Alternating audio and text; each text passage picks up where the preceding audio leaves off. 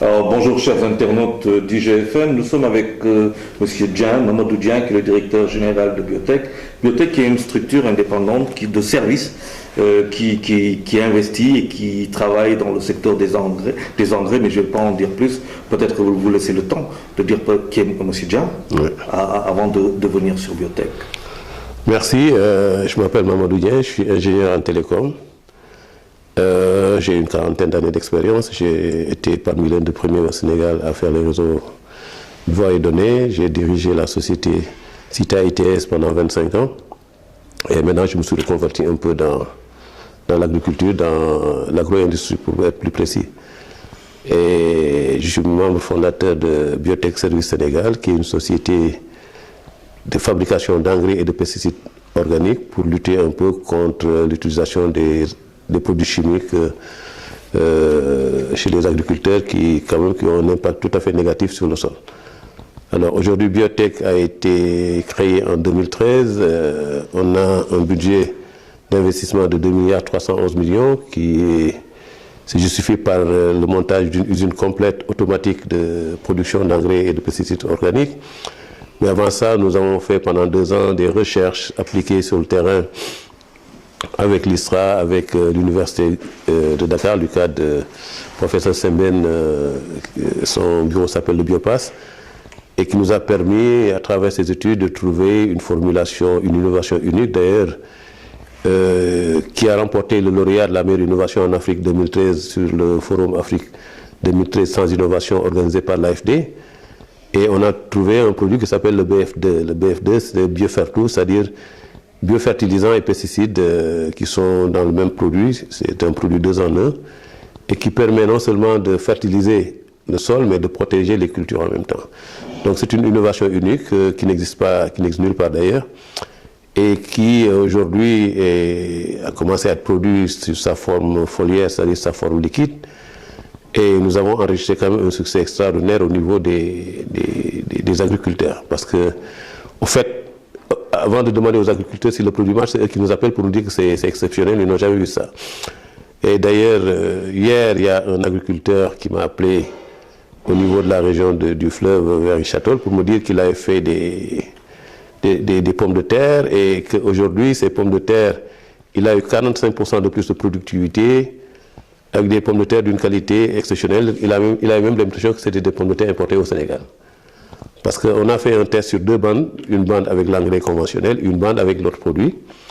Et non seulement on a eu 10 jours d'avance de culture, c'est-à-dire on a réduit le temps culturel de 10 jours, mais on a eu 45% de productivité en plus. Et on n'a eu aucune pomme de terre trouée, alors que les autres, quand même, à 30%, étaient pratiquement trouées par les insectes.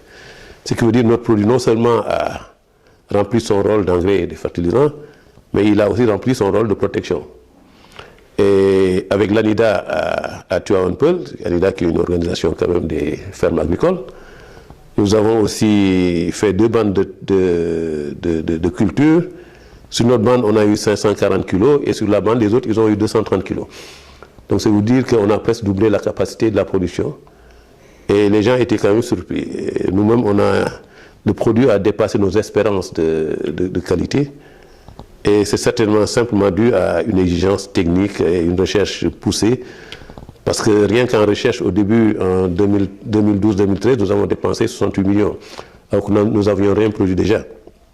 Aujourd'hui, nous sommes en phase d'installation de la partie solide, parce qu'il y a 2 parties. Il y a la partie liquide qu'on appelle l'engrais foliaire, et la partie solide qui sert d'amendement sur le sol. Parce que les applications ne sont pas les mêmes. Parce que l'engrais foliaire passe par les feuilles. C'est pulvérisé sur les feuilles avec un collant qu'on a mis là-dedans qui s'appelle un sticker qui permet de coller la partie de l'engrais sur les feuilles de la plante qui l'absorbe et l'amène directement à travers les racines. Donc l'engrais solide est mélangé avec le sol qui attaque les racines directement. Alors l'avantage de l'engrais foliaire c'est quoi? Sur n'importe quelle terre, que la terre soit pauvre ou riche, ça marche parce qu'en fait on s'occupe uniquement de la plante. Parce que tout ce qui passe sur les feuilles de la plante sont absorbés directement par la plante et amenés sur les racines, et donc la plante continue à vivre. Et nous avons aussi un aspect extrêmement important, c'est que cet engrais foliaire s'occupe de toutes les plantes en général. C'est-à-dire qu'on ne va pas dire que c'est pour les tomates, les bananes, les mangues ou autre chose. Sur n'importe quelle plante verte, elle réagit exactement la même chose. Elle fertilise, elle protège, aussi bien sur les mangues, sur les agrumes, sur les bananes, sur le maïs, sur le riz, sur les arachides, et tout ça, ça marche très bien. Sur les melons, encore, c'est devenu encore plus extraordinaire parce que on a vu des melons qui ont eu une réduction de productivité, enfin de délai de productivité de 23 jours. Vous êtes en train de nous dire qu'avec ce nouvel engrais qui est quasiment révolutionnaire, c'est toute l'agriculture sénégalaise par rapport à son plan de développement qui est mis en place, qui peut s'en trouver fortement gagnante à l'arrivée? Oui, absolument. Mais ce que je ne comprends pas aujourd'hui, c'est que au niveau de l'administration, on parle de plan émergent, on parle de développement de l'agriculture. On sait que l'agriculture, quand même, c'est les mamelles du Sénégal, parce que 70% de la population est dans le milieu agricole. Aujourd'hui, si le gouvernement veut atteindre ses objectifs en tout cas d'autosuffisance alimentaire, il faut qu'il prenne compte de ces nouvelles technologies, parce que nous, on fait de l'agriculture raisonnée. C'est-à-dire qu'on fait un mix entre les deux pour pouvoir arriver à une culture normale. Alors, quand vous considérez qu'on importe pour 30 milliards d'engrais chimiques par an, alors que ce que nous le faisons localement à travers les déchets organiques qui sont des bouches de vache, des viandes de poulet, des filaos et autres, on n'importe rien du tout. Alors ces 30 milliards, c'est une économie que le Sénégal peut avoir dans la balance des paiements et c'est extrêmement important. Et non seulement ça, mais on augmente la productivité de 30%, on baisse le coût des intrants de 60%. Si je vous donne un exemple, on a besoin de 8 litres de notre engrais pour fertiliser un hectare. 8 litres, quand vous multipliez 8 fois 10, ça vous fait 80 000. Là, vous avez 350 000 au niveau des fertilisants conventionnels. Parce que pourquoi? Parce que vous allez prendre 10 sacs d'urée, plus le DAP, plus les pesticides, plus tout ce qu'on met. L'agriculture va arriver sur l'hectare à 350 000. Alors que chez nous, il arrive à 80 000 plus 2 ou d'autres produits qu'on va lui vendre, il lui arrive à 120 000. Alors, quand il a 10 hectares, entre 120 000 et 350 000, vous économisez 130 000. 10 hectares, il économise 1 300 000. Et s'il en a 100, c'est quand même beaucoup plus. Et en plus, il augmente sa productivité de 30%. Mettez 30 plus 60, ça fait 90, il n'a que 10% de frais. Alors que là, en plus, il augmente l'humus sur le sol, parce qu'il régénère le sol pour lui permettre de vivre mieux. Et ça permet aux plantes de fonctionner correctement. Alors, quand vous utilisez les pesticides chimiques et les engrais chimiques comme l'urée par exemple, la totalité de l'urée est lessivée par le sol, ça attaque les nappes phréatiques, ça pose des problèmes de diminution de productivité des sols parce que chaque fois il faut encore faire comme la perfusion. En fait, l'urée c'est la perfusion, c'est pour permettre de grandir rapidement, mais ça détruit le sol.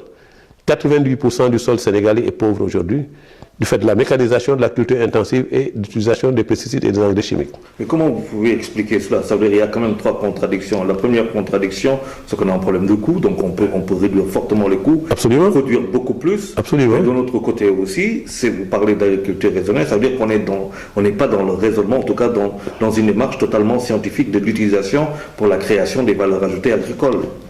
Oui, parce que vous savez, les agriculteurs ont des habitudes. Depuis 50 ans, ils font la même chose. Vous savez, tout changement est difficile. On a eu le bug de l'an 2000, vous savez ce que c'est. Et pour dire à un agriculteur, ça fait 50 ans que vous utilisez ça, maintenant il faut changer, utiliser autre chose. Il va dire, oui, c'est bien, mais moi, je ne veux pas faire le test, c'est comme ça. Ils sont difficiles à changer. Mais par contre, on a eu quand même beaucoup de chance, parce que nous, on ne leur a pas demandé de changer. On leur a donné un produit, ils l'ont utilisé, ils ont trouvé que c'était mieux. Donc le changement est automatique. Bien sûr, là, on a réglé le problème au niveau de l'horticulture parce que au niveau des tomates, au niveau des oignons, au niveau des patates, des pommes de terre et tout ça, eux tous sont d'accord que le produit est le meilleur. Il reste maintenant pour le riz qu'on a démarré maintenant et sur lequel nous, on a pris 50 hectares, nous qui nous appartiennent, sur lesquels on a mis de l'horticulture, la floriculture, le céréales et tout, pour faire des tests pour montrer aux agriculteurs que nous savons faire. C'est extrêmement important et on l'a fait dans la zone de Diavel vers Richard-Toll. Et aujourd'hui, on a mis du piment, on a mis des oignons, on a mis des pommes de terre, on a mis des courgettes, on a mis plein de choses et puis on a mis 40 hectares de riz. Et aujourd'hui, la progression du riz est tout à fait normale. Alors qu'on n'a pas dépensé 40% de ce qu'on devait dépenser sur une fertilisation conventionnelle. Et il n'y a aucun produit chimique sur le terrain. Justement, peut-être avant qu'on en vienne aux produits chimiques, on est en train de parler des forces de résistance qui empêchent le développement, qui empêchent le progrès. Justement, vous, que faites-vous du point de vue communication ou marketing pour arriver justement à ce que votre produit aujourd'hui soit connu, non seulement des Sénégalais, mais aussi de l'État qui certainement attend de voir plus avant de faire totalement confiance à ce produit. Est-ce que par ailleurs aussi, ce produit aujourd'hui, quelle est sa toxicité, si on peut dire, sur le plan environnemental et chez l'homme aussi? Est-ce qu'on peut craindre? Oui, mais l'État, vous savez, nous, on est passé par le ministre de l'Agriculture, on leur a écrit, ils nous ont vu ce que nous avons fait. Bon, on n'a pas vu l'État en tout cas pour l'instant, parce que j'ai l'impression que les politiques ne sont pas les mêmes. Parce que nous, on est des privés, on investit nos fonds dans le secteur, on veut développer le secteur agricole pour arriver à une agriculture optimale. Mais j'ai l'impression que l'État met un coup de frein, parce que je donne un exemple. Aujourd'hui, je suis en train de monter une usine à Richatol. J'ai mis 600 millions de matériel là-bas. Ben, écoutez, on est bloqué, on ne peut pas s'installer parce que soi-disant que l'État a dit à quelqu'un d'autre qui n'existe même pas de venir s'installer sur la place. Et qu'aujourd'hui, le matériel est bloqué là-bas, alors qu'on aurait dû produire pour le mois de juin et régler le problème des agriculteurs. Et d'ailleurs, pour vous dire que les agriculteurs, en général, il y a 5 ou 6 gros producteurs qui ont écrit à l'État à travers le ministre de l'Agriculture pour lui dire que nous souhaitons utiliser l'engrais de biotech parce que ce qui nous convient le mieux, on ne veut plus entendre parler d'engrais chimiques. Alors, il faut intégrer l'engrais de biotech dans le plan de subvention des engrais au Sénégal. Le ministère de l'Agriculture l'a reçu, rien n'a été fait. Ils ont fait un appel d'offres, on n'a rien vu. J'ai l'impression que les gens, ils roulent avec le frein à main. Donc, là, en tout cas, les vœux du chef de l'État en tant que sur le développement de l'agriculture ne sont pas exécutés par les gens qui devraient normalement être en charge de ces choses-là. Mais comment cela peut-il s'expliquer? Comment peut-on avoir une démarche aussi contraire, antagoniste? Parce qu'on ne fait pas de l'économie, on fait de la politique. Nous, on fait de la politique économique. Les autres, ils font de la politique politicienne. Parce qu'on ne peut pas gérer l'agriculture en ne tenant pas compte des avancées technologiques. Aujourd'hui, si l'AFD nous a donné un diplôme de lauréat à la meilleure innovation sur 800 dossiers en Afrique, sur la partie agricole, mais comment voulez-vous que l'État ne reconnaisse pas ça? Le président, il est venu à Saint-Louis lors de sa tournée économique, il a signé sur nos diplômes. PR, Macky Sall, il était content. Mais le président a d'autres préoccupations, il ne se rappelle pas de tout ça. Je crois que c'est le ministère en charge de cette agriculture, qui nous connaît très bien d'ailleurs. Pensez-vous qu'il y a une prise en otage? L'agriculture est-elle prise aujourd'hui en otage au niveau des ministères? L'action, je veux dire, de l'entreprise privée, l'action privée est-elle prise en otage? Mais depuis plus de 10 ans, l'agriculture absorbe en fonds plus de 100 ou 200 milliards par an, qui sont subventionnés, qui viennent de partout, mais sans résultat. Aujourd'hui, il n'y a aucun résultat sur le terrain. Bon, on parle de la productivité du riz, bon, c'est pas parce que les gens ont subventionné que le riz produit, c'est parce que les agriculteurs se sont mis dedans et qui travaillent. Mais ils n'ont pas ce qu'ils veulent pour travailler. L'engrais n'est pas de bonne qualité. Vous prenez quelqu'un qui n'a jamais vendu de l'engrais, on lui donne un quota de 2000 tonnes. Vous voyez quelqu'un qui est venu me voir pour me dire j'ai un quota de 2000 tonnes, il ne sait même pas ce que c'est que l'urée. Alors comment voulez-vous que dans un pays comme le Sénégal, qui ait des choses comme ça, où c'est des gens qui sont nantis à qui on donne des quotas parce que pour leur faire plaisir politiquement, mais il n'y a aucun professionnel qui est là-dedans. À part un des gros comme la Senchim, comme Cheikh Amar et les autres, mais il y a des petits là, 2000, 3000 tonnes, nous on nous a éjectés. Parce que simplement on fait de l'engrais organique, ça ne les intéresse pas. Alors aujourd'hui, l'agriculture ne pourra pas se développer si l'État ne prend pas son courage politique à régler le problème avec les agriculteurs. Et en plus, les agronomes, on ne les voit pas sur le terrain. C'est des agronomes col blanc. Ils sont entre les séminaires, les rendez-vous, les voyages. Ils parlent, ils sont tout le temps pleins de bonne volonté en parlant de n'importe quoi, mais ils ne sont jamais sur le terrain pour voir ce qui s'applique réellement sur le terrain. Nous, on est sur le terrain. Moi, j'ai fait tout le tour du Sénégal. J'ai dépensé une somme extrêmement importante en termes de missions, de consultants et tout, pour discuter aux agriculteurs. On a fait les 335 organisations féminines du Sénégal, où on les a vus, on a discuté avec eux pour leur demander qu'est-ce qu'ils ne voient pas, qu'est-ce qu'ils veulent faire. Et aujourd'hui, on a une maîtrise parfaite des besoins qui sont exprimés par les agriculteurs. Ce qui n'est pas le cas pour qui que ce soit dans le Sénégal. Je crois qu'on est mieux outillé que le ministère aujourd'hui en termes d'information. Et en plus, nous apportons un produit à valeur ajoutée extrêmement importante, Parce que non seulement on réduit les coûts, on augmente la productivité. On a en deuxième phase une prévision de production de sacs d'engrais biologiques pour éviter tous les sachets de plastique là, qui nous polluent la vie. Et on est en train de discuter avec les femmes pour leur donner des sachets de meilleure qualité pour leur permettre d'exporter leurs produits parce qu'elles ont énormément de problèmes aujourd'hui avec l'emballage. Tout le monde le sait. Personne ne fait rien. Aujourd'hui, les ONG viennent, ils disent oui, on va dans une région, on va faire un projet de financement pour la pomme de terre. Bon, ils font ça. 6 mois après, 1 an après, c'est fini, ils s'en vont. Ils ont travaillé sur une région, alors que les autres régions ne sont pas. Ces projets-là doivent être un projet national. Où tout le monde fait la même chose. Mais si une ONG vient dépenser 300 millions dans un petit village pour faire de la pomme de terre, pour montrer qu'ils sont là et puis ils s'en vont, il n'y a plus rien. On a vu l'exemple de Thiès où vous avez même mis une production de biogaz et un développement sur l'agriculture. Mais bon, quand les gens sont retirés, il n'y a plus rien. Au niveau de l'abattoir de Thiès, c'est fermé, ça ne marche plus. Alors que c'est parce que ce n'est pas étudié, les gens ne se parlent pas, chacun fait dans son coin. Et le ministre de l'Agriculture, bon, il est bien gentil, mais tout le temps on dit, bon, on fait ça, on fait ça, on fait ça. Mais bon, est-ce qu'on a vu aujourd'hui le résultat? Rien. Très bien. Alors c'est un réquisitoire quasiment violent contre cette politique agricole. Mais absolument. Parce que nous, en fait, on n'a que le Sénégal. Hein. Nous, on est là, on aurait pu faire ailleurs. Moi, j'ai travaillé 42 ans. J'aurais pu rester chez moi, ne rien faire. Si je prends le risque d'investir dans une industrie, ce n'est pas pour moi, c'est pour développer l'agriculture. Parce que je me suis rendu compte, parce que j'avais un petit champ à Richatol, j'ai vu que les gens mettaient de l'urée comme ça, ils le jetaient partout. J'ai dit, mais alors qu'est-ce que c'est cette histoire-là? On m'a expliqué, j'ai dit non, il faut qu'on trouve une solution. J'ai eu la chance de tomber sur un agronome, un jeune français sénégalais qui était venu ici pour travailler et qui était tellement déchanté qu'il voulait rentrer, que j'ai reçu en dernière minute et qui vraiment a cru au projet et on a travaillé ensemble. Mais on a fait des choses extraordinaires. On a travaillé avec l'université, on a travaillé avec des laboratoires, on a fait plein de choses.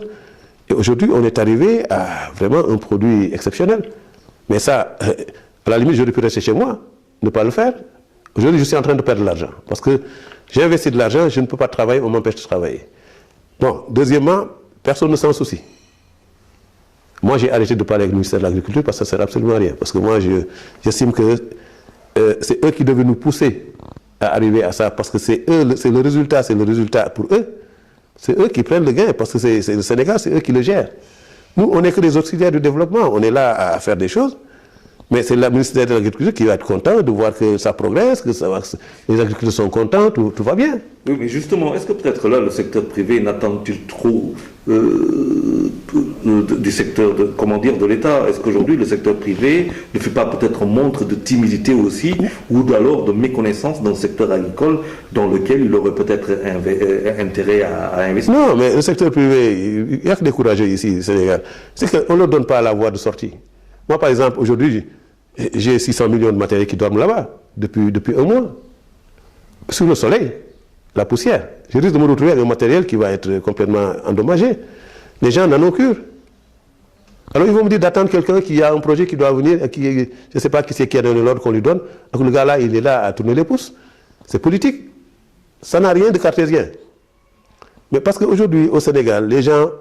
Tous ont été découragés, ils préfèrent ne pas venir investir. Les Sénégalais, je veux dire, ils préfèrent investir ailleurs. Vous allez au Burkina, c'est des Sénégalais qui investissent là-bas.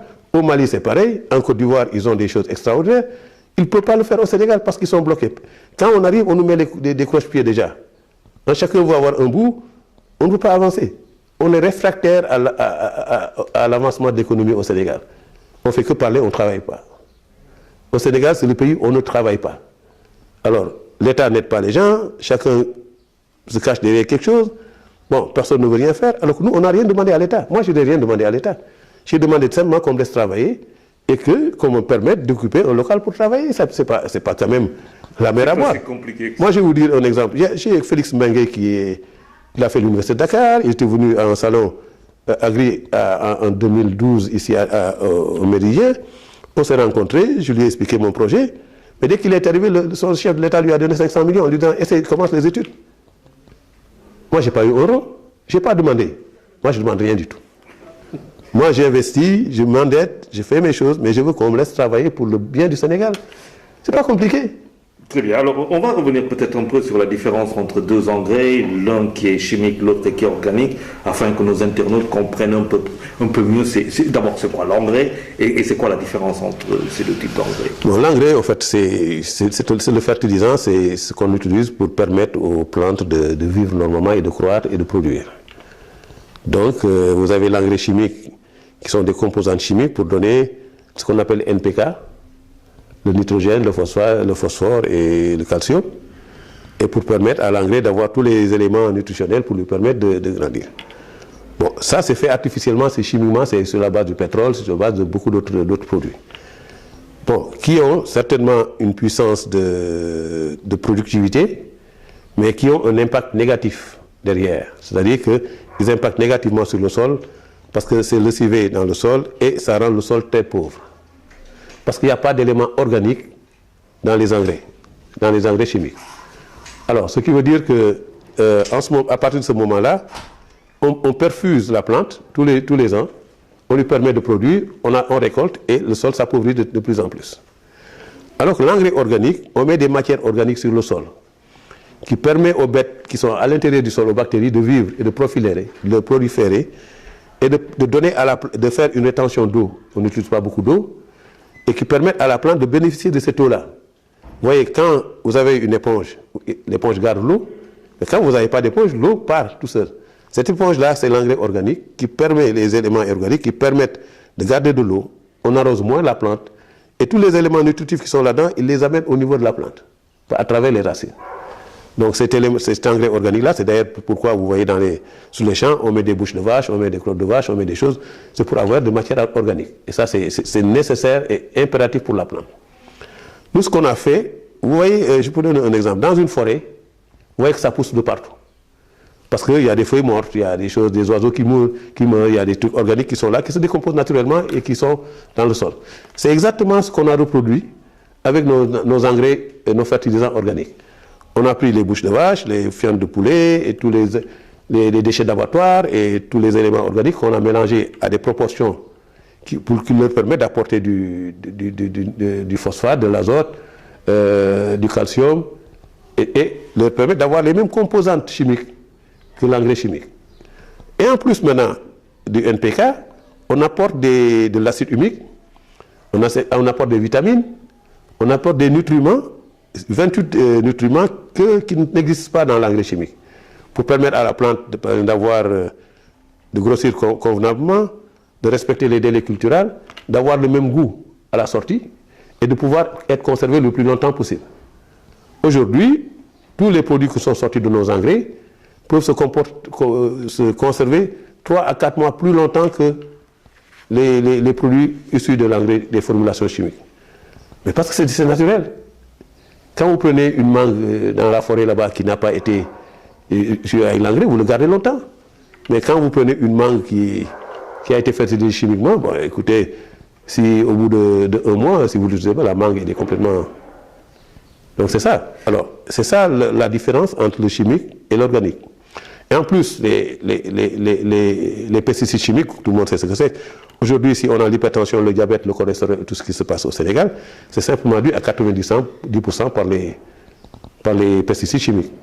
Pourquoi? Parce qu'aujourd'hui, vous allez voir que celui qui fait les choux, le soir à 18h, il pulvérise ses choux pour éviter que les bêtes ne viennent trouver ses choux. Bon, le soir, il y a le grossiste là qui passe avec son camion qui les récupère. Il les amène au marché. Le matin, à 8h, vous l'avez acheté, à midi, vous l'avez sur le plat. Alors que le taux de latence du produit chimique est de 72 heures. Vous l'avez mangé en moins de 24 heures.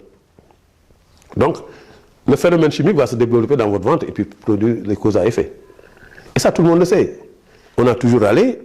Et puis, en plus, on utilise des pesticides chimiques qu'on n'utilise nulle part ailleurs, qui sont bannis en France et partout, mais que des gens amènent ici, qui les vendent parce que simplement, ils veulent gagner le riz. Alors, dites-moi, y a-t-il un risque? Le BF2 est révolutionnaire. Y a-t-il un risque chez l'homme ou dans l'environnement? Non, c'est absolument. C'est un produit naturel qui n'a aucun impact négatif. Aucun. Parce que c'est naturel, il n'y a pas de produits chimiques, il n'y a pas d'impact négatif. Tous les aliments pathogènes, d'ailleurs, sont détruits directement quand on fait le compostage de l'engrais. Parce que vous savez, quand vous faites un compost et que vous mettez tout ce qu'il faut, au bout de 3-4 jours, quand vous mettez la main dedans, vous avez 80 degrés à l'intérieur. C'est cette chaleur-là de compost, l'oxyde de compost, qui tue tous les éléments pathogènes qui sont à l'intérieur des produits qu'on a mis dedans. Après maintenant, il faut le sortir, il faut le broyer, il faut le tamiser, il faut le ventiler, il faut le réchauffer encore dans un tube de chauffage pour tuer les microbes qui restent. On le remet dans un tube de refroidissement, justement pour le remettre en ordre. On le fait rentrer dans un granulateur pour le granuler et il va directement en enchargeage automatique sans aucune intervention humaine. Si vous voulez, le produit est sain à la sortie et il est en sachet fermé automatiquement. Et c'est un engrais qui sera exportable, je veux dire. Absolument, absolument. Bon, aujourd'hui, cet engrais-là va coûter, l'engrais solide va coûter au moins 40% moins cher que l'urée ou autre engrais conventionnel. Alors très bien, une dernière question. Oui. C'est qu'on a eu vent que vous préparez quelque chose, une sorte de télé-réalité, justement pour sensibiliser les populations, peut-être aussi l'État. Oui, avec la société Osivac, une organisation, ils sont venus nous voir, on a discuté avec eux et on a sponsorisé le projet et on a recruté après un casting à Saint-Louis 10 jeunes qui ont été donc recensés et qui ont été choisis et qu'on a amenés dans 10 fermes différentes au niveau de Richard Toll. On les a confiés à des agriculteurs qui leur ont donné chacun un hectare. On leur a fourni toute la fertilisation et tous les produits annexes.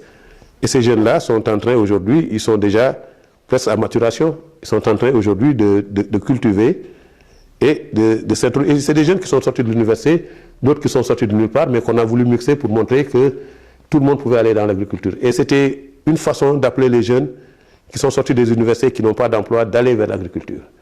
Parce que ces jeunes-là, avec 1 hectare au bout du rouleau, ils vont gagner peut-être 2-3 millions. En l'espace de quoi? En l'espace de 3-4 mois de culture. Alors qui gagne 2-3 millions en un an? Ce n'est pas en prenant un poste quelque part qu'on les gagne. C'est pour montrer aux gens que, par exemple, en venant dans l'agriculture, les jeunes peuvent se trouver de nouvelles synergies, de nouvelles motivations de travail, et de travailler et de gagner leur vie correctement, et de développer le Sénégal en même temps. C'est en cela qu'on l'a fait et les jeunes qui sont là-bas sont très heureux. C'était très dur au départ parce qu'ils ne s'habituaient pas à vivre dans les villages, à ne pas avoir de l'eau courante, à se baigner en plein air. Mais finalement, ils se sont adaptés à la situation et j'avoue qu'il y a beaucoup d'émigrés qui reviennent maintenant et qui se mettent à la terre. Il y a plein d'espaces libres au Sénégal. Quand vous allez vers Fanaï et tout ça, il y a des espaces extraordinaires. Personne ne cultive. Alors on a combien de jeunes qui ont le bac chaque année, combien de jeunes qui sont des universités avec des masters de licence, combien qui sont encore à la merci des parents qui sont obligés de les nourrir et les entretenir. C'est extraordinaire. Ce n'est pas pour rien que les gens rentrent dans les bateaux et qu'ils vont se noyer dans la mer. Parce qu'ils n'ont plus de vision, ils n'ont plus de visibilité, ils n'ont aucune espérance de vie à nourrir leur famille. Et c'est très gênant d'aller à l'université, sortir avec un master et de rester de garder son père, qui peut-être est à la retraite, qui se débrouille pour vous faire vivre. Ce n'est pas acceptable. Et c'est pourquoi nous, on s'est mis là-dedans, pour montrer à tout le monde que la terre est la chose la plus propice aujourd'hui à nourrir son homme et à lui permettre de vivre correctement. C'est un peu ça notre histoire. Et bon, moi je ne me suis pas découragé. De toute façon, j'ai plein de problèmes en ce moment parce que je n'arrive pas à produire et je commence à rembourser des créances depuis 3 mois sans produire. C'est assez difficile. Bon, mais Inch'Allah, on va y croire encore, même si l'État ne fait rien, nous on le fera. Parce que ce Sénégal-là, ce n'est pas les autres qui vont le faire à notre place. Les politiques, ils vont, ils viennent, ils s'en vont. Mais nous, on est là. C'est ça le problème. Il faut que les gens apprennent à savoir que faire de la politique, c'est faire du développement. Et quand un pays ne se développe pas, tous les problèmes que l'État va avoir, des jeunes qui vont manifester, des gens qui vont voler, d'autres qui vont faire je ne sais pas quoi, dans les rues, parce qu'ils n'ont plus aucune vision de la vie. Et d'autres qui ont déserté un peu le terrain agricole parce que c'est des fils de paysans, qui viennent, ce qu'on appelle les ambulants ici, mais parce qu'ils n'ont pas le choix. On aurait dû les renvoyer là-bas. S'il y avait une organisation, un accompagnement de l'État, mais ils ne seraient plus là. Avant, il n'y avait pas d'ambulants au Sénégal. Mais depuis 2010, c'est devenu un phénomène récurrent qui augmente toujours un jour. Et puis bon, chacun a le droit de vivre, on est dans son pays. Après tout. Après tout. Et c'est le Sénégal. Après tout, c'est le Sénégal. Oui. Voilà, M. Dieng, nous avons fait le tour de la question agricole et surtout la question des engrais. Oui. Nous étions à Business Economy de IGFM, gfm.sn. J'espère que vous regarderez cette émission. Quant à vous, chers internautes, on se donne rendez-vous pour un autre numéro. À très bientôt. Merci, et puis bon, je suis à leur disposition. S'ils veulent, ils peuvent consulter le site www.biotechservice-sénégal.com. Ils verront bien ce qu'on fait, et puis voilà, on les accueille avec plaisir. Merci. C'est moi. Voilà.